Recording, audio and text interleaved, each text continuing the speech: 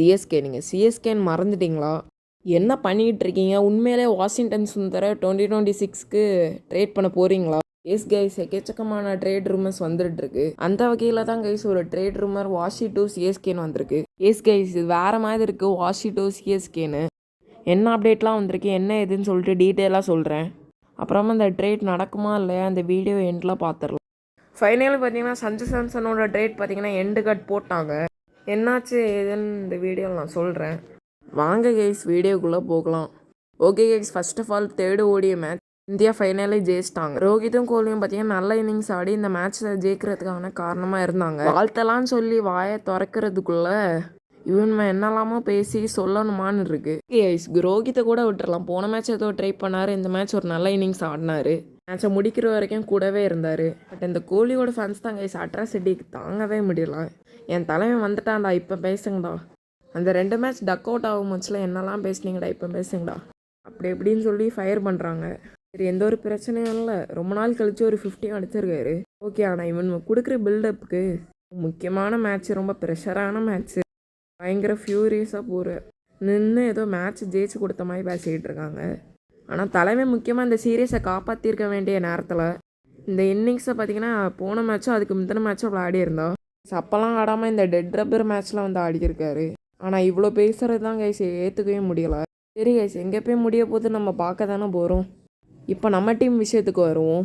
நம்ம CSK admin எனக்கு ரொம்ப மனசாவே பிடிக்க மாட்டேங்குது கைஸ். உங்களுக்கும் அப்படி இருந்துச்சுன்னா கமெண்டில் சொல்லுங்கள். சம்மந்தமே இல்லாமல் வந்துட்டு மும்பை இந்தியன்ஸ் கூட கமெண்ட்ஸ் பண்ணாங்க. சரி, அதை கூட விட்டுறலாம். சரி, எதாவது பண்ணிட்டு போகிறாங்கன்னு. பட் ஆனால் நேற்றுக்கு நம்மளோட சோஷியல் மீடியா ஹேண்டில் எடுத்து பார்த்தா இந்தியா சீரியஸை கூட ஜெயிக்கலை. இந்த ஒரு மேட்சும் ரோஹித்தும் கோலியும் அடித்தாங்க. இதுக்கு மும்பை இந்தியன்ஸ் ஆர்சிபியில் கூட அவ்வளோ போஸ்ட் ஒன்றும் போடல. சிஎஸ்கே அட்மின் உட்காந்து கிட்டத்தட்ட 10 போஸ்ட் கிட்ட போட்டிருக்காரு. சரி, எந்த போஸ்ட்டும் போட வேண்டாம், எதை பற்றியும் போடாண்டான்லாம் ஒன்றும் சொல்ல வரல. ரோஹித்துக்கு ஒரு போஸ்ட்டு, அப்புறமா ஒரு கோலிக்கு ஒரு போஸ்ட் போட்டாலே போதும். அதுக்கப்புறமா பார்த்தீங்கன்னா இந்தியா ஜெயிச்சதுக்காக ஒரு போஸ்ட் போட்டாலே போதும். பிசிசிஐ கூட இவ்வளோ போஸ்ட் போடலாம். நீங்கள் எதுக்குன்னா இதெல்லாம் பண்ணுறீங்க, ஏதோ தப்பாக இருக்குண்ணா. அதுக்கப்புறமா பார்த்தீங்கன்னா நம்ம டீமுக்கும் எதுவும் கண்டென்ட் இல்லை போல். இதை வச்சுனாச்சும் இதாக மில்க் பண்ணுவோம் அப்படின்னு சொல்லிட்டு பண்ணியிருக்காங்க போல். இதுவும் இல்லாமல் ட்விட்டரில் நம்ம டீமை போட்டு அடிச்சிட்ருக்காங்க. அப்புறம் கைஸ், நம்ம ருத்து பார்த்திங்கன்னா ரஞ்சி ட்ராஃபியில் 100 போட்டிருக்காரு. First century in Ranji trophy. Last few மேட்சஸாக பார்த்தீங்கன்னா தொடர்ந்து பார்த்தீங்கன்னா 50 போட்டு பீக்கில் இருக்கார். 50 அப்புறமா இப்போ ஒரு 100. அப்புறமா ருத்து பார்த்தீங்கன்னா செஞ்சுரி அடித்த பிறகு ரொம்ப நேரமாக போஸ்ட் போடாமலே இருந்தாங்க. என்னப்பா லியோ, இதெல்லாம் நியாயமாக இருக்கிற மாதிரி சோஷியல் மீடியா ஹேண்டிலில் போட்டு நல்லா அடித்து வச்சுருந்தாங்க. சிஎஸ்கே வேண்டாம், மில்க் பண்ணுங்க, ஆனால் இந்த அளவுக்குலாம் வேண்டாம் என்னோட கருத்து. சரி கைஸ், இப்போ நம்ம சஞ்சு சாம்சனோட ட்ரேடுக்கு வந்துடுவோம். ஃபைனலி இதுக்குள்ளே எண்டு கார்டு ஃபைனலி போட்டாங்க. சிஎஸ்கே பார்த்தீங்கன்னா officially out of Sanju Samson trade. Guys, இந்த ட்ரேடை க்ளோஸ் பண்ணிட்டு தான் பார்த்தீங்கன்னா அடுத்த ட்ரேடே போயிருக்காங்க. இது நடக்காதுன்னு 100% தெரிஞ்சதுக்கு அப்புறமா சஞ்சு சாம்சனுக்கும் ஆர்ஆருக்கும் சிஎஸ்கேக்கும் நடுவில் என்ன நடந்துச்சுன்னு பார்க்கலாம். ஜி நியூஸ் மாதிரி ஆர்டிக்கல்லாம் எழுதியிருக்காங்க இப்போ ரீசெண்டாக. எல்லாரும் காமனாக சொல்கிற ஒரே ஒரு விஷயம் என்னென்னு பார்த்தீங்கன்னா சஞ்சு சாம்சன் பார்த்தீங்கன்னா ஆர்ஆர் கொடுக்க ரெடி ஆகிட்டாங்க. ரொம்ப பார்த்தீங்கன்னா டீம் விட்டு வெளியே அனுப்புறது தான் பார்த்துட்டு இருக்காங்க. சஞ்சுவும் அதான் விரும்புகிறாரு. ஆப்ஷன்ஸ் எக்ஸ்ப்ளோர் பண்ணிட்டு தான் இருக்காங்க. அப்படி தான் பார்த்தீங்கன்னா சிஎஸ்கே கூட ட்ரேடு இது பண்ணாங்க. நீங்கள் சஞ்சு சாம்சன் கூட ரொம்ப க்ளோஸாக இருக்கீங்களான்னு தெரியும். சஞ்சு சாம்சன் வேணும்னு ஆசைப்படுறீங்க. எங்களுக்கு இந்த 3 டிமாண்டில் ஏதாவது ஒரு டிமாண்ட் தந்தால் போதும். ஃபுல்ஃபில் பண்ணிங்கன்னா இந்த ட்ரேட் நடக்கும். அதேமாதிரி நாங்களும் சஞ்சு சாம்சனை கொடுத்துட்றோம். அப்படி தான் ஆர்ஆர் சொல்லியிருக்காங்க. எல்லாருக்கும் தெரியும். கரோனாவில் கைஸ் இதுக்கு முன்னாடி எல்லோரும் சொன்னது தான். ஆர்ஆர் வந்து பார்த்திங்கன்னா சஞ்சுக்கு பதிலாக இன்னொரு டாப் பிளேயரை தரணும்னு சிஎஸ்கேலேருந்து 3 டாப் பிளேயர் கேட்டிருக்காங்க. ஒன்று உங்கள் டாப் 2 ரிட்டென்ஷன், இல்லைனா ருத்துராஜ் கைக்வாட் கேப்டன், இல்லைனா தளபதியான நம்ம ஜடேஜாவை கொடுக்கணும்னு சொல்லியிருக்காங்க. கொடுங்க, நாங்கள் சஞ்சு சாம்சனை தரோன்னு சொல்லியிருக்காங்க. அது 2த்துக்குமே என்னவோ சொல்லிட்டாங்க. சரி, அப்படின்னா டூபேயாச்சும் தாங்கன்னு சொல்லியிருக்காங்க.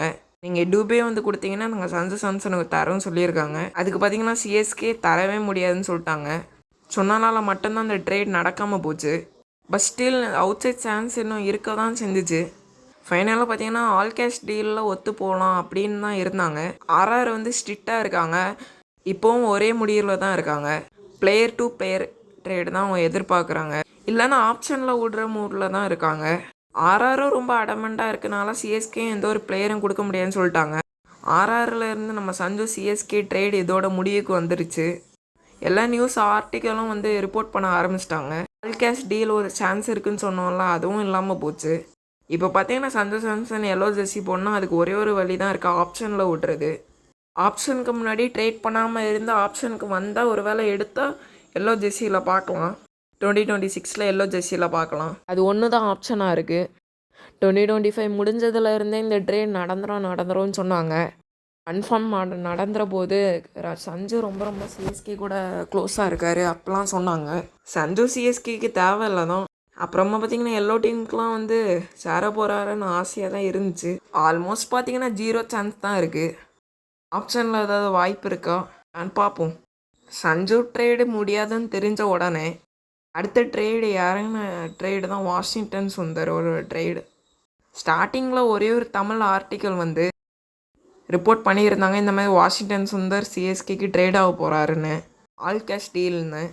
வாரம் வாரம் ஏதோ ஒரு பிளேயரை சொல்லி அவர் சிஎஸ்கேக்கு வர போகிறான்னு தான் சொல்லிகிட்டு இருக்காங்க. இந்த மாதிரி போல் இதுவும் அதே மாதிரி பார்த்திங்கன்னா எந்த ஒரு டாப் சோர்ஸும் பார்த்திங்கன்னா அதை கன்ஃபார்ம் பண்ணலை. ப்ராக்டிக்கலாக பார்க்குறப்பவும் ஜிடி எப்படி வந்து சிஎஸ்கேக்கு எப்படி ஆல் கேஷ் டீலாக அனுப்பி வைப்பாங்க. அண்ட் பார்த்திங்கன்னா வாஷியம் வந்து தரமான ஆல்ரவுண்டரு. இதே டீமில் பார்த்திங்கன்னா ப்ராமினண்டான பிளேயராகவும் வந்துட்டுருக்காரு. வாஷியை பார்த்திங்கன்னா எதுவுமே எதிர்பார்க்காம ஆல் கேஷ் டீலாக முடிக்க பார்க்குறாங்க. ட்ரேடு பார்த்திங்கன்னா ரூமராக இருக்க வாய்ப்பு இருக்குது அப்படின்னு நினச்சேன். அப்படியே தான் சொல்லிகிட்டு இருந்தாங்க. கைஸ் இப்படி ஒரு ட்விஸ்ட் வரும்னு சொல்லி நான் எதிரே பார்க்கல.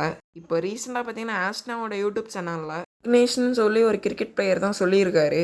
ஆனால் அவர் பேசுகிறது தான் ரொம்ப கடுப்பாக இருக்கும். ஒரு நல்ல கிரிக்கெட் பிளேயர் தான், ஆனால் அவர் இருக்கிறதுலே பெரிய அப்டேட் கொடுத்துருக்காரு. அவருக்கு பார்த்தீங்கன்னா ஜிடியில் உள்ள கிரிக்கெட் பிளேயர்ஸ்லாம் தெரியும்.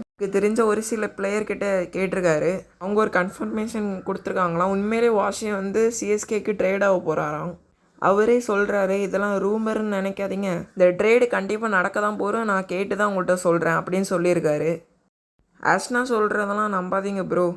அப்படி தான் பார்த்தீங்கன்னா போன வருஷம் பீடாக வந்து தான் ஒரு உருட்டுனார், ப்ளூ சட்டையிலேருந்து மஞ்சள் சட்டைக்கு ஒருத்தர் வர போகிறாருன்னு. ஆனால் அது நடக்கவே இல்லை. அவருக்கும் தெரியும் அது சேனலில் சொன்னது எதுவுமே நடக்கலைன்னு, பீடா சொன்னது எதுவுமே நடக்காதுன்னு. அப்போவுமே சொல்கிறாரு, இல்லை இது கன்ஃபார்மாக நடக்கும் இந்த ட்ரேடு. ஐபிஎல் 2025 ஆஷ்க்கு 10 கோடி கொடுத்ததுக்கு அதுக்கு பதிலாக பார்த்தீங்கன்னா வாஷிக்கு 3 crores நம்ம எடுத்துருக்கலாம். உண்மையிலே நான் வாஷியெல்லாம் ட்ரேட் பண்ணுவாங்கன்னு சொல்லிட்டு கனவுல கூட நான் நினைக்கல, ஆனால் நடக்குது. இந்த நேரத்தில் எனக்கு ஒரு டவுட்டாக இருக்குது, அது எப்படி ஜிடி வந்து இப்படி ஒரு ஏமாலையாக இருப்பாங்கன்னு சொல்லிட்டு நான் எதிரே பார்க்கல.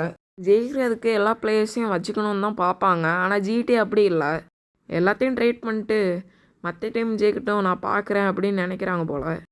ஹார்திக் பாண்டியா விஷயத்துலையும் இதே தான் நடந்துச்சு. வாஷியை சிஎஸ்கேக்கு அனுப்புகிறாங்கன்னு, ஆனால் சிஎஸ்கேக்கு 3.2 crores ட்ரேட் பண்ணாங்கன்னா சந்தோஷம். பட் ஆனால் அதில் என்ன வேல்யூ என்ன ட்விஸ்ட் அடிக்க போகிறாங்கன்னு தெரில. பட் ஆனால் எதுக்கு ஜிடி அனுப்பணும்னு தான் தெரில. மேபி நான் நினைக்கிறேன் அந்த ட்ரேட் ஃப்ரீக்காவாக இருக்கணும். ட்ரேட் ஃப்ரீ பார்த்தீங்கன்னா இம்பார்ட்டன்ட் ரோலாட்டு ப்ளே பண்ணணும்னு நினைக்கிறாங்க போல். வாஷியை பார்த்தீங்கன்னா சிஎஸ்கே ட்ரேட் பண்ண இருக்காங்க, தெரில. அடுத்தடுத்த நாட்கள் வரமுச்சில் தான் நம்மளுக்கு தெரியும். நடக்கிறதுக்கு பார்த்திங்கன்னா சான்சஸ் ரொம்பவே ஹையாக இருக்குது. 3.2 crores பார்த்திங்கன்னா எப்படியே ஆல் கேஷ் டீலாக முடிக்க பார்க்கணும், ஆப்ஷன் பரிசாக அஃபெக்ட் பண்ணாமல். ஸ்டில் பார்த்திங்கன்னா சோஷியல் மீடியாவில் இருந்து மிஸ்டு கமெண்ட் தான் வந்துட்டுருக்கு, வாஷி தேவையா தேவையில்லையான்னு. இதுக்கு வாஷியா ஆஷியாக ஆட முடியலை, இவர் எப்படி பிளேயிங் 11ல் இருப்பார், மேட்சும் ஆடுவாரா, எங்கே ஆட வைக்க போகிறோன்னு தெரில. எக்கச்சக்கமான டவுட்டு கேட்டுட்ருக்காங்க. ஆனால் வாஷி பார்த்திங்கன்னா 3.2 crores பார்த்திங்கன்னா வாஷி மாதிரி ஒரு பிளேயர் கிடைக்கவே மாட்டாங்க எங்கள் ஆல்ரவுண்டர். ஆனால் என்னை பொறுத்த வரைக்கும் பார்த்திங்கன்னா இது ஒர்த்தான ட்ரேடு தான் நான் சொல்லுவேன். வாஷி பார்த்திங்கன்னா ரெகுலராக பிளேயிங் 11ல் ஆட முடியுமா, அதை பற்றி நீங்கள் என்ன நினைக்கிறீங்க மறக்காமல் கமெண்ட் பாக்ஸில் கமெண்ட் பண்ணிடுங்க. சேனலுக்கு புதுசாக வந்தால் சப்ஸ்கிரைப் பண்ணிட்டு லைக் பண்ணிடுங்க. அது வரைக்கும் பை.